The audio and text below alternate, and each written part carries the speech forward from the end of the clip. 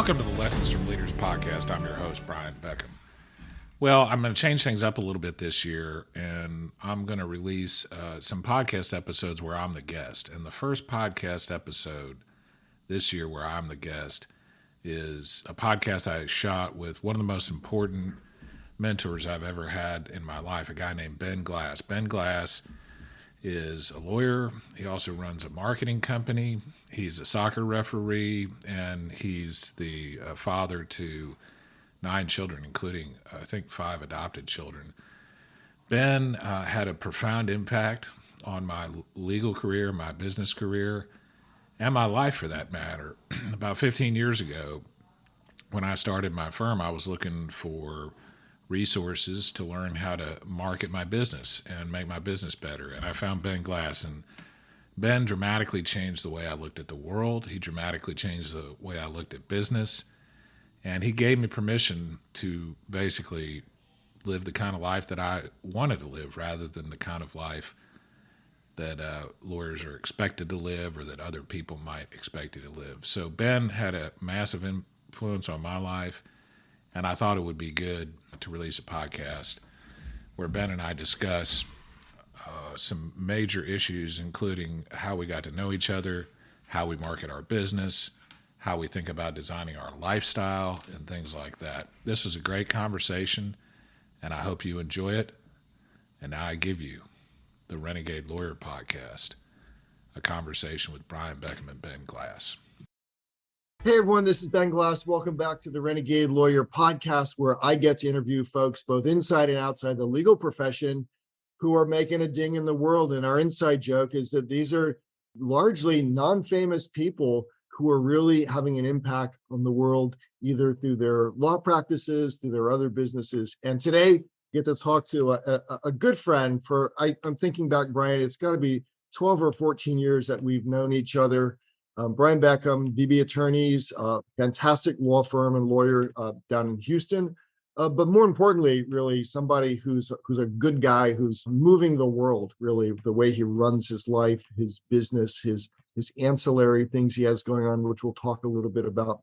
So Brian, man, thanks for carving out the time and getting on the call with us today. Anything for you, Ben. Not only have we been good friends for quite some time, but, and I've said this recently, including on a podcast I was on yesterday, next to my father, my high school basketball coach, you had as much influence as any male has had on me as an adult, as a mentor. So I consider you not only a good friend of mine, but also one of the most important mentors in my life. So anything for you.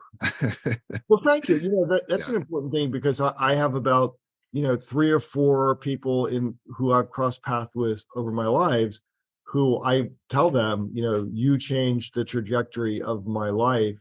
And so that's an important point for everyone. Like, whether you know it or not, there's people that are watching you, listening to you, seeing your actions, seeing how you behave.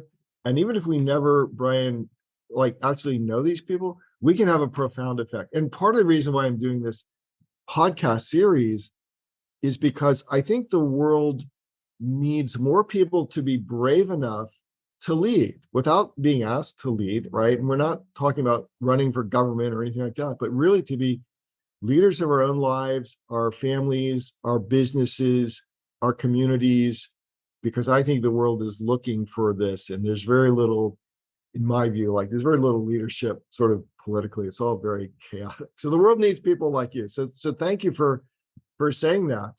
And yeah, you've got your own podcast, which you have just had a world-class series of guests, and really interestingly, access to some pretty big names to come and spend some time with you. And so might as well give folks the name of that podcast so they can go find you as well.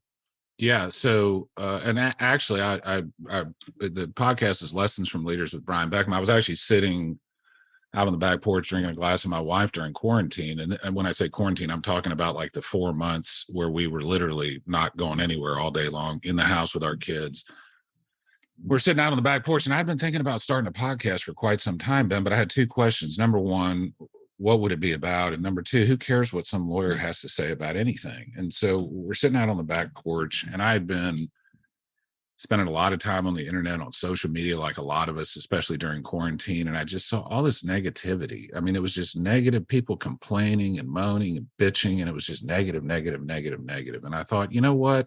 I know a lot of really cool people, really good leaders that are positive people. And so I think I'm going to start a podcast that kind of feature leaders that people haven't maybe heard of. Now, some people on my podcast, a lot of people have heard of, but there's a lot of people in there that are just, like you said, leaders in their community. And so it's kind of my effort to throw a little positivity out in the world. But in any event, we were sitting there, my wife and I, thinking about what to call the show. And she said, how about Lessons from Leaders? I said, that's it right there. And it's a great title. It's got kind of a good ring to it. But more importantly, for podcast purposes, when I ask somebody, do you want to come on a leadership podcast? Yeah. Everybody says yes. As a matter of fact, the very first guest on my podcast, you may know him. His name is Ben Glass, and you did a fantastic job on the podcast. So I've been doing that for 3 years now, I guess, or almost 3 years now. I kind of lose track of time a little bit, but it's been, like a lot of people that do podcasts will say, it's been awesome simply because I get to kind of scratch the itch that I have of talking to interesting people about things that I think are interesting. So I've learned so much. I'll give you just a quick story about the podcast. So my father was a lieutenant colonel in the Air Force, flew 200 combat missions over Vietnam, distinguished flying cross. My grandfather was lieutenant colonel in the Air Force. My older brother was a Marine. My mom was an Air Force nurse. My uncle was a chief master's. I mean, going down the list. And I was in the Corps Cadets at A&M, and I know lots and lots of people that were in the military as a result, hundreds of officers mainly. And one of my good friends, a colonel in the Air Force, called me up. He said, I've been listening to your podcast. I'd like you to come give a speech to my Air Force officers about leadership. We're doing this 3-day leadership summit. And I said, awesome, great. And so I got to go do this. And the speech was basically distilling leadership principles that I had heard again and again from my guests. And I'm talking about guests that have nothing, the military general, the sports star, New York Times bestselling columnists, they're all kind of saying the same thing if you pay attention. So it was really cool because the podcast is not me putting my thoughts out there as much as it is getting to learn from some really, really impressive people. So it's been a blast. And I told my assistant, I said, early on when we started, I said, I know we will have turned a corner when people start asking us to come on the show as opposed to us going out there and asking people to be on the show. And now there's this entire podcast ecosystem, where I have people asking to come on the show every single day. I can't book everybody, but it's been a really neat experience. So there's a marketing lesson that you just disclosed there. And pause for one moment, because the next thing you know, behind all of your great guest interviews, it's got to be a book, right? It's got to be for sure compilation of these lessons. But yeah. The marketing point you just made is very important. And it's very important for anyone running a small business, is that you went into the podcast like industry and world, and there's thousands of podcasts out there already. Yeah. And you took the time to ask yourself, well, why would anybody want to listen to the next podcast that's out there? And coming up with your unique hook, finding the space that others weren't into, right? There's all sorts of podcasts, and you're right, a lot of the opinion podcasts are the podcaster like delivering his or her opinions about things. But you took the time to figure out, how could I show up differently and serve the guest, by the way, first, right? To give the guest a platform and ask really good questions and intelligent questions. And now, boom, look what you have. You've got a line of people waiting to get in. And that's just, if lawyers just think about that, now how do I apply that to my own business? Most just go like to reach for a tool, and they don't spend any time in deep thought about why. Like, why would anybody pay attention to me? Everybody has a story. Everybody has a unique story. Everybody has a different reason for running their law firm. And sort of being brave enough to get that out into the universe it's like marketing lesson number one. Yeah. The tools, but unless you know where you're going, and so proud of you, because it's a really good part. And again, it's going to be book, like, remember, the first book is volume 1, right? I'll tell you what I've actually been thinking about doing is, so I've got this book. I still do a newsletter, but I used to have a newsletter where I would write every month. I would write an article on success instead of some law related thing. And we have a newsletter very much like your newsletter, and that slowly we still have it, but now it's kind of digital too. But I created a book, or I made a book out of those articles. So I have a success book, and so what I'm thinking about doing is I'll have a trilogy. I'll have success, leadership, and I can't decide whether I'm going to do happiness or purpose. And the reason as the third book, the reason that I'm having trouble with that is because I think chasing happiness is a recipe for being unhappy.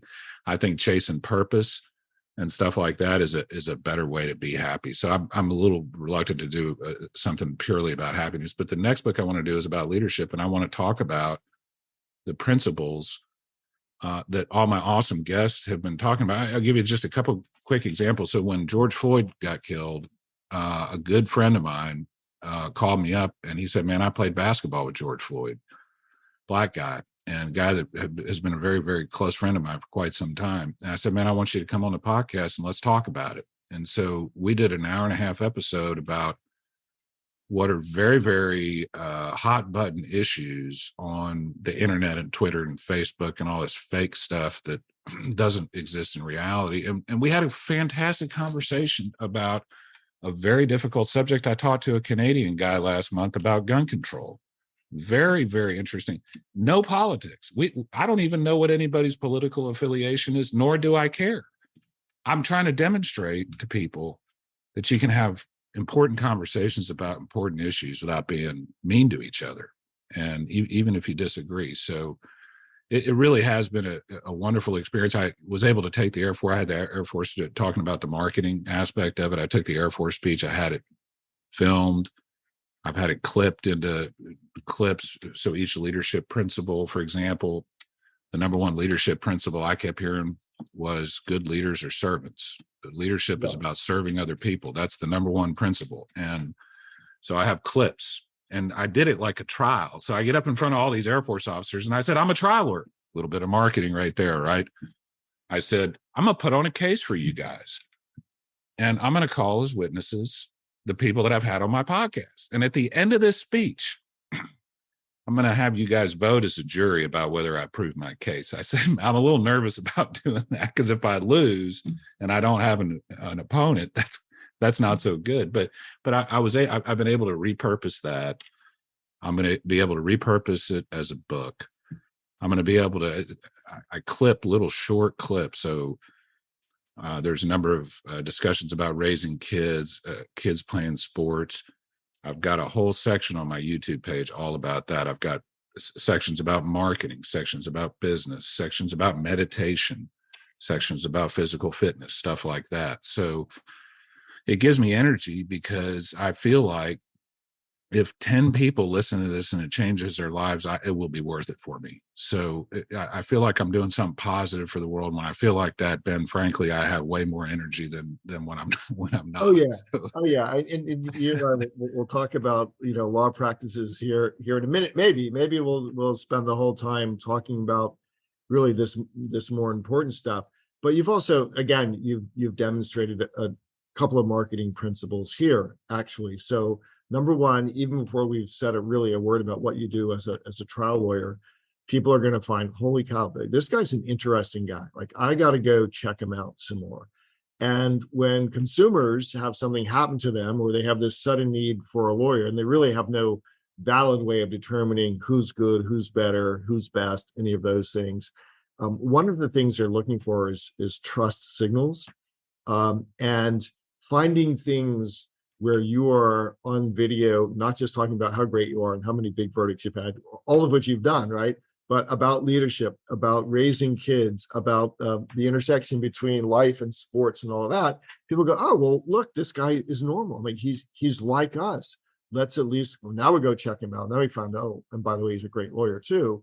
but that barrier to that initial discussion with you and your firm gets lowered. The third principle now on this short discussion so far is any time that you're doing something, figure out how many different ways can I use the hour or the couple hours that I'm spending, again, going to give a talk someplace. Okay, we've preached for years, make sure your video and audio recording the whole thing, even if you're not sure like how you'll use it in the future. Like, we're putting in the work to do this. Let's record the thing. And sometimes, Brian, it's giving up to somebody else who's a production person who knows, oh, Brian, like this is gold. Let me show you how to use it. So a lot of cool stuff already sort of embedded in just talking to you really about what's going on in your life. I don't want to miss though. Like, tell our listeners a little bit of the story.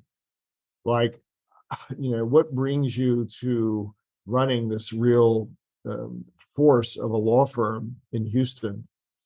Yeah, I'll tell the story as quickly as I can. So when I was 5 and my brother was 3, my mom was diagnosed with advanced stage breast cancer. My dad was a major in the Air Force at the time.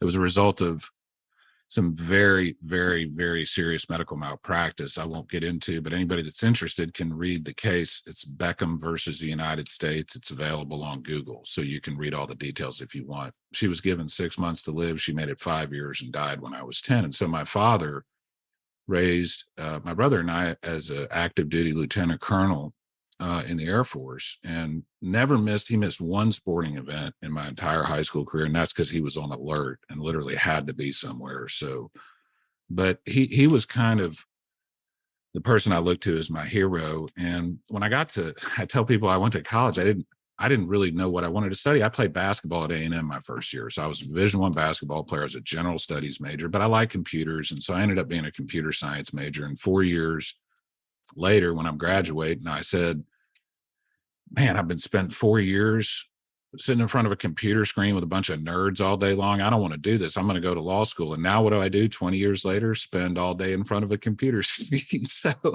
but anyway, when I get to law school and I made good grades, good LSATs, I got into a good law school and did well there and had plenty of job opportunities. And the school that I went to, you're just going to big law. I mean, there's just kind of no other option, really. Like, if you made good grades and you were on the law review, you were going to Fulbright and Jaworski and Vincent and Elkins or something like that.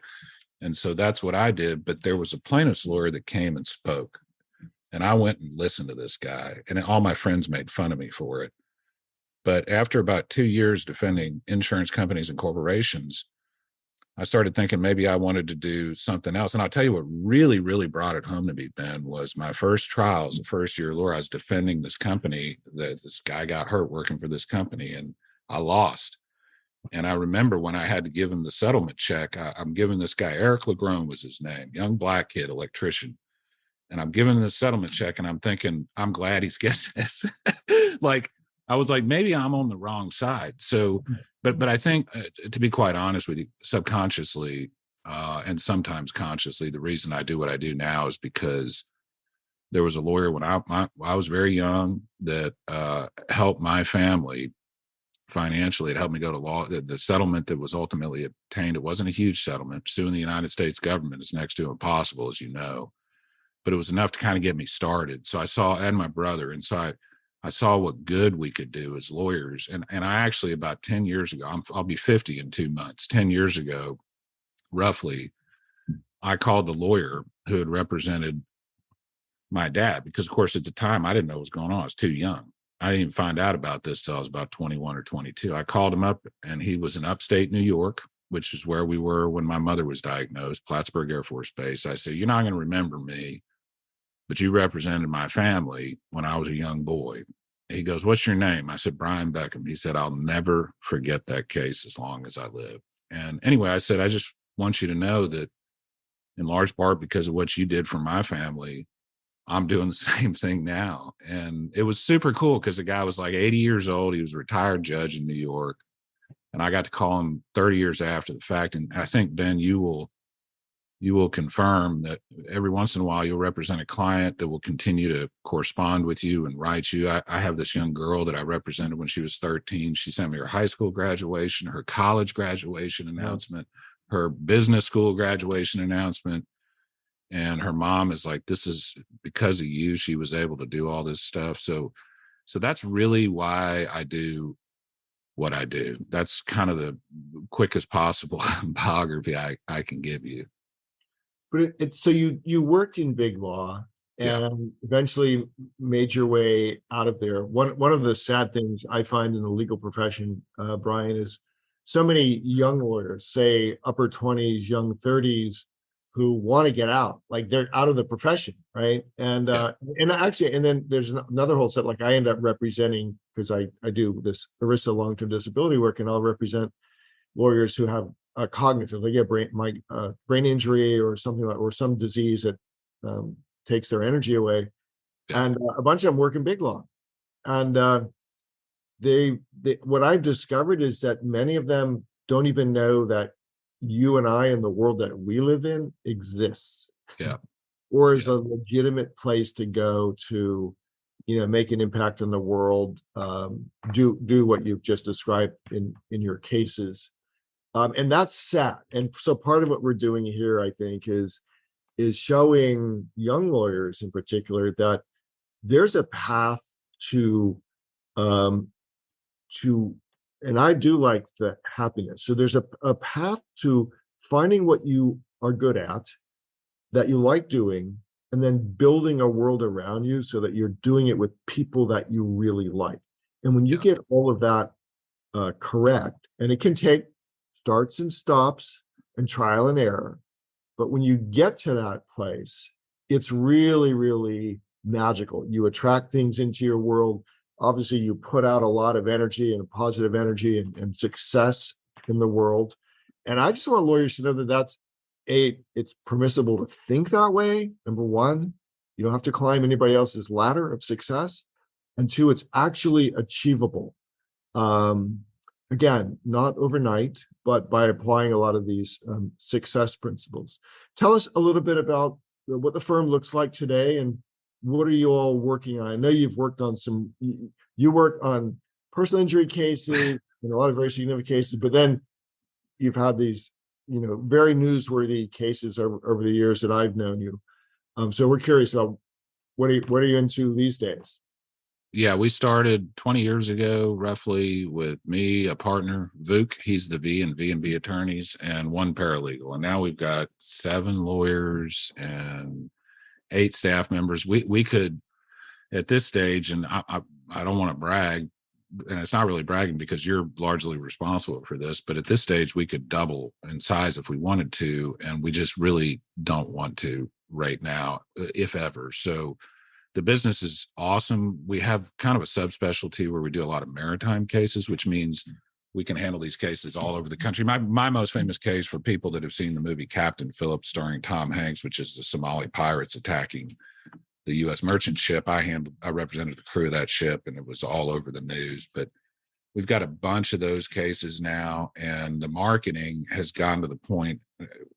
And one of the things I want people to learn from one of my mistakes. And one of the mistakes I made early on in my practice when I started was I didn't keep a database of people that I had represented or people that had called us that we couldn't take their case. I didn't do that for 4 or 5 years. Once I started doing that on your advice and started reaching out to these people via newsletters and other things, over time that snowballs. Okay. It's just like the repurposing the marketing that you were talking about earlier, and photographs and videos and stuff like that. What people need to realize, like, start doing this now, like do it now, because in 10 years, it has this snowball effect. Like I have literally thousands of photographs and videos that I consider to be assets for the firm. And I have this big database of not only people that we've represented, but people that reached out to us that we couldn't represent. I try to keep in contact with everybody. So the more you do that and the better you get at it, the more it continues to snowball and snowball and snowball. But I want to note something you said earlier. about young lawyers and teaching young lawyers, because I've said this repeatedly, including on a podcast I've been on recently about basically my marketing mentor. So my dad was my hero, and the number one lesson my dad taught me was don't quit. Persistence wins, not talent. My high school basketball coach taught me you could do anything you want if you work hard enough. And what Ben Glass taught me first and foremost was actually two lessons Ben Glass taught me. But Ben, what you taught me first and foremost was figure out what you want your life to look like, and then design your business around that. Most people have it backwards. Most people, I got to go to Big Law and work 10 hours a day, and then I'm going to fit my kids and wife and my activities around that. That's upside down. The other thing and this is so stuck in my brain, I'll be laying on my deathbed at 96 years old and I'll be saying this. Who made that rule? That's from Ben Glass. Like, people think, oh, my business is different. My business is not the same. Oh, if you're a lawyer, you have to become a partner at a big firm, or there's a certain route you have to take. Well, who made that rule? Like, why do we have to do it that way? So that's really psychologically freeing. And, Ben, it used to be when I was young and dumb as a lawyer, I'd look around and I'd see these lawyers with, oh, this guy's got a plane, and this guy has a 20,000 square foot house and a Ferrari and gets a new car. Well, I want that because that's what you're supposed to have if you're a lawyer. Now I look at that, and that's literally like the last thing I want. What I want is completely different than I think what a lot of lawyers think they want. And what I want, number one, is freedom. And that's what running a business, if you do it the right way, gives you. To me, freedom is wealth. Wealth is not money. Wealth is freedom. And that's kind of what you taught me. So, we were talking right before the podcast. I just sent my first kid off to college, and to say it's mixed emotions would be the understatement of the century. But I'll tell you one thing. I coached every one of his basketball games, and I didn't miss sports events, and we fished together. Same with my other son and my daughter. And I don't have any regrets about looking back and saying, I wish I would have done this, or I wish I would have done that.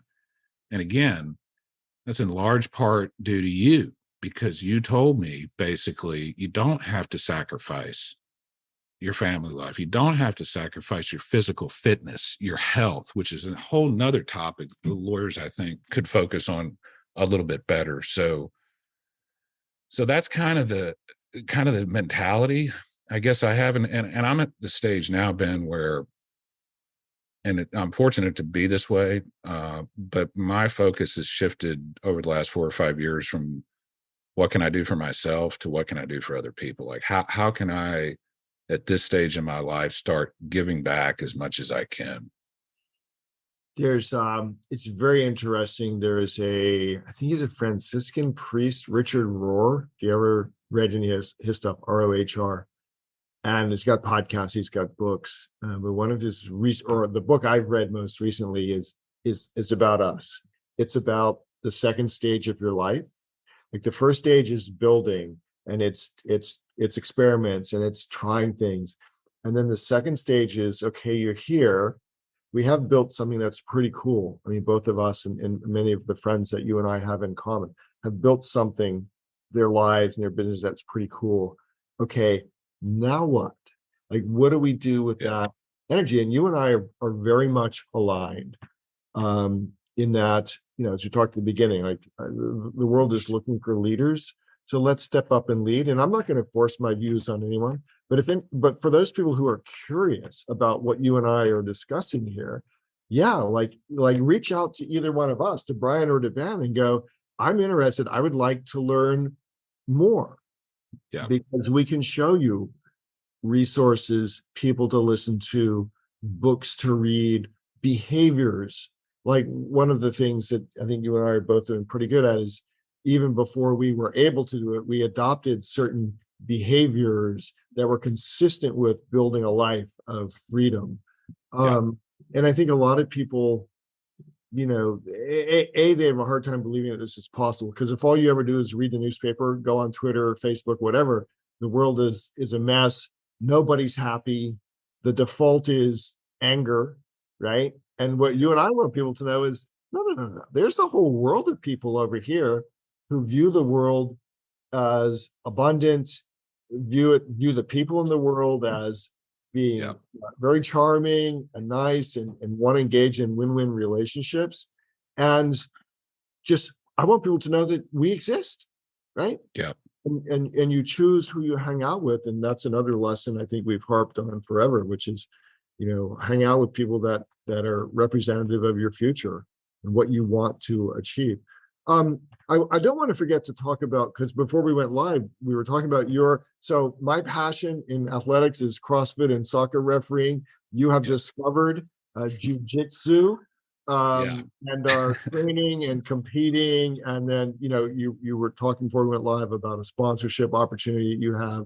So let's just talk about combining like things that we like to do completely outside of the law, and how that all fits in. Because your family, by the way, so my last one in college is a senior, so I'm at a little bit different end of that. But I have been there, done that, and my oldest, that was hard, and who I'm in practice with now, like that very first drop off was horrible for us 2 years ago. Talk about jiu-jitsu for a bit. Yeah. So success, here's something I've learned lately, probably the last 5 years. Success is dangerous if you're not careful, because what'll happen is, and what was happening to me was, I had great family, great business, great friends, played golf on Wednesdays with my buddies, watch my favorite sports teams, and I was getting lazy and soft. And I started looking down and seeing a belly and feeling a little bit of a chin and thinking, you need to do something to push yourself. Like, you need to this is not good. This is a path you don't want to go down, especially because I'll be 50 at the end of the year. So, or I'll be 50 soon at the time, because this is about 3 years ago I started. So I walk into I'd been thinking about doing jiu-jitsu for quite some time, hadn't quite gotten up the courage to do it. And I hired an associate who is a purple belt Brazilian jiu-jitsu, which means you're an expert. And I was like, you know what? Okay, I'm gonna give this a shot. So I literally Googled jiu-jitsu near me. There was a jiu-jitsu studio 5 minutes from my house. I walk in, I don't know a single soul. There's all these killers in there. I don't even know how to tie the damn belt. I mean, I felt like a complete idiot. And I walk in there, and I'm 6'1", 215, played college sports, big guy, pretty athletic. And I get paired with this, and I've written about this. There's an article, I wrote an article, Grappling with Fear, starting jiu-jitsu at 47, where I talk about this. But anyway, I walk in there, I get paired with this guy. He's 50 pounds lighter. He's bald. He's 42 years old, Jewish guy. I'm way more athletic than him. And he just annihilated me. Like, I had no chance. And I was just thinking, I got to learn this is like magic. I got to learn how to do this. Yeah.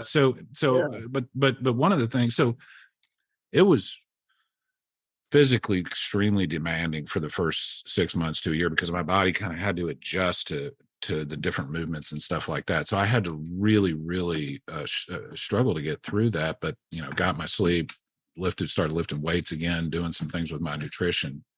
And now I'm completely addicted to it. Matter of fact, it's Friday when we're shooting this, and at 6:30 tonight, when all my buddies are drinking, I'm going to jiu-jitsu with my buddies. So, but I'm in there, and I got, it was pure luck. I happened to go to one of the best jiu-jitsu studios in the country. And we have a nationally ranked competitor there, a young Brazilian kid named Pedro. And he was looking for sponsors about a year in. He posted something on social media. I walk in the gym. I say, hey, man, if you need a sponsor, I'll sponsor you. How much is it? Oh, that's so nice of you. I don't want to say how much because we're friends. I said, well, how much do your other sponsors? He told me it wasn't that much. And so I've been sponsoring him for a year and a half. And I actually have 3 fighters at the gym I sponsor. And so what does that look like? So they wear VB attorneys on my rash gear. They all have, the number one guy is like 50,000 Instagram and Facebook followers. He's constantly posting out, thank you for my supporters. I'm posting pictures and stuff. But really and truly, I would do this for these guys, even if it wasn't for marketing. I'm doing it because I think these are great kids and I want to really help them out. This is what we're talking about, trying to give back. I mean, I would do this if their social media didn't exist. But the fact that it does exist makes it a total and complete win-win for everybody. So I've actually, there's a The ESPN for jiu-jitsu and wrestling and grappling is something called Flow Sports. And so they have events constantly. And I'm one of their sponsors. I run commercials. We fight for fighters. I have videos on there. So, but the point, a couple points here is, number one, I'm helping people that are truly earning the right to be helped, if you know what I mean by that. And those are the kind of people we all like to help, right? Like people that are working hard, that just need a little bit of extra push here or there, maybe a little bit extra help there, and then they're going to be great. So number one, I'm helping people. But number two, like I said, it is a completely win-win relationship, because let me tell you something. When the jiu-jitsu community has a legal issue now, they're calling me first. And I tell them, and look, I'm a personal injury lawyer. I say, I don't care what it is. Call me first. I don't care if it's an immigration issue, criminal issue, whatever. And at the very least, we'll make sure you get with somebody good. So unfortunately, sometimes I think we feel like, especially as plaintiffs, personal injury lawyers, or as trial lawyers, it's a zero-sum game. And we kind of get that into our mentality, and it kind of leaks into all aspects of our lives, where like, I need to get a better deal on this than the guy I'm going with. Like, I need to feel like I'm getting one over on him. Or I don't want to feel like he's getting more than I do. And boy, that is a toxic way to look at life. And so I'm constantly looking for, like, I want to do something where I'm super motivated. I've actually put on and sponsored 2 jiu-jitsu competitions in Houston. I did that last year, and that was a lot of fun too. And like I said, I would do that even if there wasn't a marketing component to it, but there is. And it's like something, you say this all the time, Ben. You say you should never apologize for marketing. You should never apologize for making money. You need to do that. Like, if you want to be able to help people and take care of them, you got to take care of yourself first. If your life is a financial mess, you're not going to be able to help people. So you got to make money. In order to make money, you have to market to make money. But there's ways to do it that are positive and affirming, and that make the world a better place. And there's ways not to. So the thing about this jiu-jitsu deal that's been awesome is it's just complete win-win. That's all there is to it. It's interesting. As you're telling me that story, I think of the lawyers who jump on motorcycles even though they've never ridden, and advertise for motorcycle cases. And I wonder how many of those guys would put on the uniform. I'm sure it has a name, and get in a gi. It's called a gi. Yeah. And sponsor jiu-jitsu and try to, be attractive and interesting to the jiu-jitsu community. The other thing you said is just a really great point. Is I do think you want to be the Abe Lincoln. It's like, I don't care what your legal issue is, call me, because my Rolodex is huge. Like a divorce or a will or estate planning or whatever, call Brian, because you can trust that his Rolodex is big, and he's going to send you to the right guy or gal who can help you with your problem. And there's so many things that you and I know in legal that is outside of PI that we can often help people.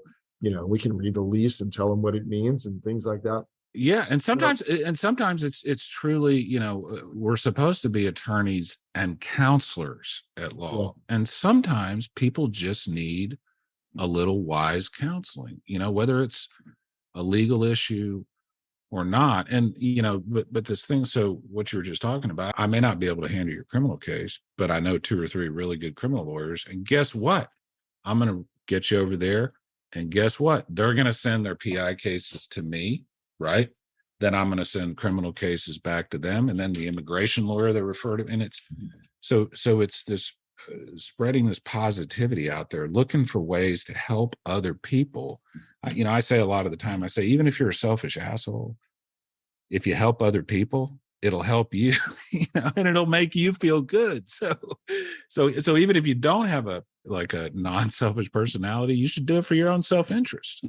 And there are abundant opportunities in the world. Again, like you, I like helping people that will go out and do something, right? Yeah. So I am drawn to that small biz entrepreneur, that young referee, that person who needs the student. Like in our world, I've known kiddos who got a kiddo we've helped who went to school to be an architect, and he was looking at Best Buy for his computer. I'm like, dude, that's not going to work for you. Like, we got to get you the best computer that they recommend. And so we're able to do that. And I told him, I said, look, one day you're going to be rich and famous in architecture, and there's going to be some kid out there who wants to be an architect like you, and you're going to help him. Like, you're going to pay that. Exactly.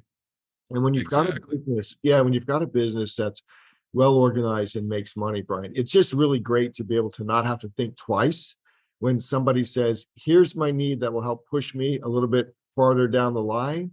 And you just go, of course, like this is a done deal. And then of course, your marketing brain and my marketing brain, we then go to like, all right, there is leverage. Like, what are the 5 different ways I can do this for you? Like, keep promoting this guy and the several guys now you've met in the gym and in that world, and they're promoting you. The world is full of win-win opportunities. What do you still find challenging? Boy, that's such a good question. I guess for me, from the legal standpoint, like from running the business, the challenge that I used to have was I used to have this notion that I would do this for 10, 15 years, make a bunch of money. And at some point there'd be no problems. Everything would run smoothly and it would be great. And I could do whatever I want, basically. And that's not the way life works, nor should it be. Frankly, can you imagine how terrible it would be if you woke up tomorrow, Ben, and had no problems to solve? That would be terrible. It would be so boring. Right. And so I've reframed a lot of the stuff I have to deal with in my business. And you look under the cover of my business, I've got employee issues. I've got client issues. I've got issues just like everybody else.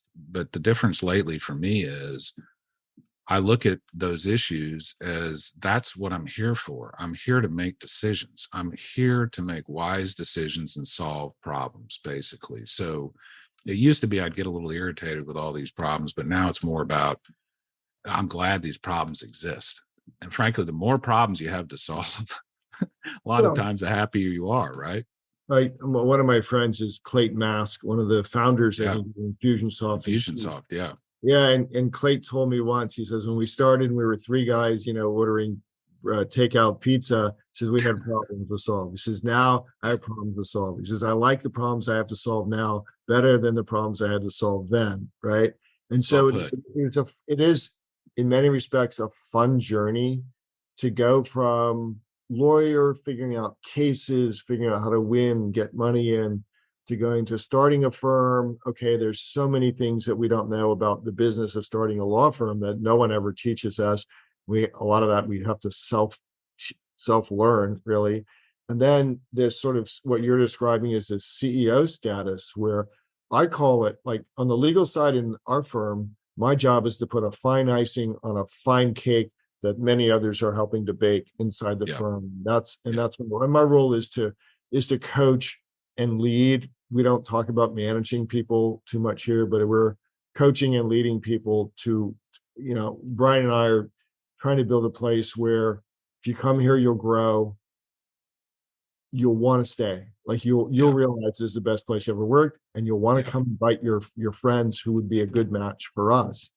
And we believe that when all of that is working and is true, and that's like what we spend most of our time working on, everything else, like cases running, litigation running, client satisfaction running, that really works when you've got a group of people who love working with each other, and they love working with a leader, not even for a leader, but with a leader to build something in the community that's just really, really cool.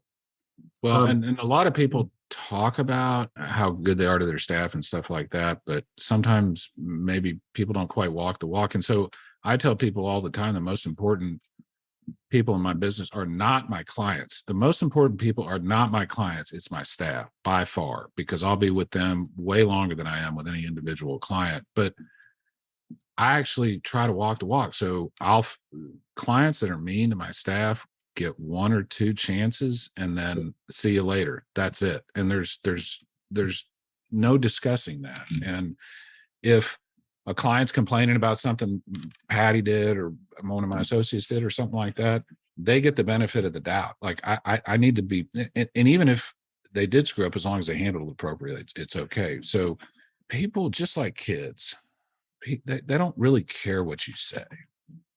They care what you do. Like, people watch what you do, right? You can make all the noises you want to in your mouth, but they see what you do. It's kind of like your motorcycle example with these lawyers that literally probably don't even know how to turn a motorcycle on. Well, the jujitsu stuff, there's no bullshit in jujitsu. They're just like CrossFit. I mean, you either do it or you don't. You can talk about CrossFit all day long, but until you get into a box and do a Murph, you're not doing CrossFit or modified appropriately. And by the way, we do the same thing in jiu-jitsu. I'm not rolling with 20-year-old Cuban guys that are black belts most of the time. I'm rolling with people that are more my age, so we modify that stuff too. But the point is, forget about what everybody says. Forget about all the talk. Watch what they do. Watch what they do. That's when Sandy and I sometimes we get invited to speak to young parents, right? And that's exactly our message. It's like, you can talk to your kids until you're blue in the face. They're watching how you treat each other, how you treat the cashier, how you treat the server at the restaurant, what you say about the teacher behind the teacher's back. Like, that is where the impressions and their learning is going to come from. So stop lecturing and just be really conscious of how you're treating other people all the time, but particularly when your kids are watching. My dad used to call that the judge janitor test. He says, I don't care how you treat the judge. I care how you treat the janitor. Because everybody's going to, he's wearing the black robe. He's an important person. Everybody's going to treat the judge right. I don't care if you're the world's biggest jerk or not. Watch how they treat the janitor. Have conversations with the TSA folks, with the folks who serve you, because it'll be the best conversation they have all day, because no one's asking them a question and then listening to the answer and then having a great question back. And when you just like ask people questions about their day, their life, and you genuinely listen, not only does it lift them, Brian, but it lifts you. I mean, this is just like it's a secret. I don't know why it's a secret, but it's so powerful if you'll just have some community with people that you meet, because the world is full of really, really neat people. It gives you energy. It gives you energy. Yeah. Last little topic. Who else do you read, listen to, watch? What, you got any favorite books that you would send people to, or even podcasts these days? Besides boy. My media diet has changed. I still read a lot. And I lately, at least, I've been interested in biographies. So I'm reading a biography of Andrew Jackson right now. Read one of Napoleon last year.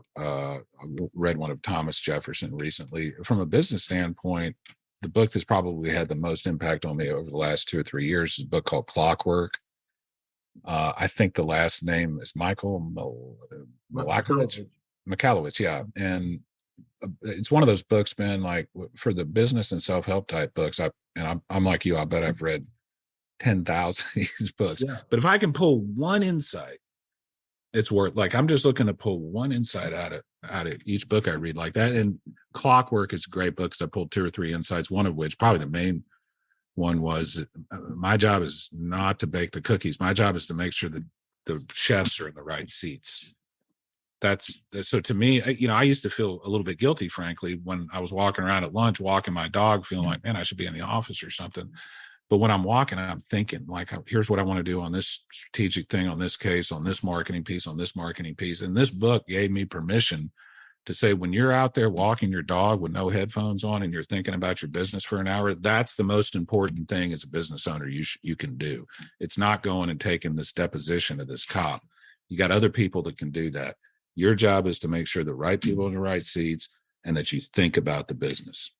And when you do that, the world runs, and these folks are feeding their families, they're paying their taxes, they're raising their kids, all of that works. Well, look, my friend, it's been wonderful. If folks want to find you, you're in Houston, so we could Google you, but what's the website? And your maritime work is all over the country, so I know you get referrals from lawyers all over the place.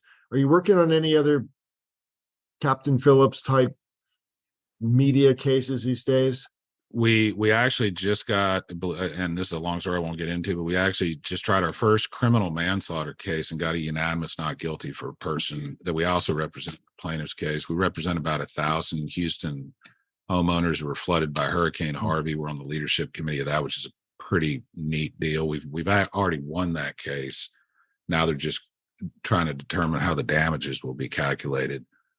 And there's a lot of just really, really interesting variety. But my firm website is V as in Victor, B as in Brian, VBattorneys.com. My personal website where I keep my podcasts and stuff like that is brianbeckcom.org. And it's kind of an unusual spelling, BECKCOM. And then I'm on Facebook and Twitter and Instagram and LinkedIn and all that stuff under my own name. So, but yeah, reach out to me anytime you want. Anybody listening to this podcast that's in Houston that wants to go grab a beer, or actually even better, go train jujitsu, give me a call. You were going to the gym at 6:30 and I was in the gym at 6:30 in the morning. Yeah. Swinging. That's the one thing where we really differ, Ben. That is the one area where we really differ is I stay up late and sleep late, and you go to bed early and get up early. That's good. High school soccer starts soon, so I'll be leaving the office at 4:30. I'm just now getting going right now. Well, look, as always, my friend, it's a great to catch up with you. You had a great idea before we went live. I'm actually going to go work on that reunion tour. Nice, love it. We'll do a reunion event. I think that's fun. I'll get my team to start working on that because that would be really, really fun, I think. All right, my friend. Anytime I can do anything for you, let me know. Appreciate it, my brother. All right, Brian.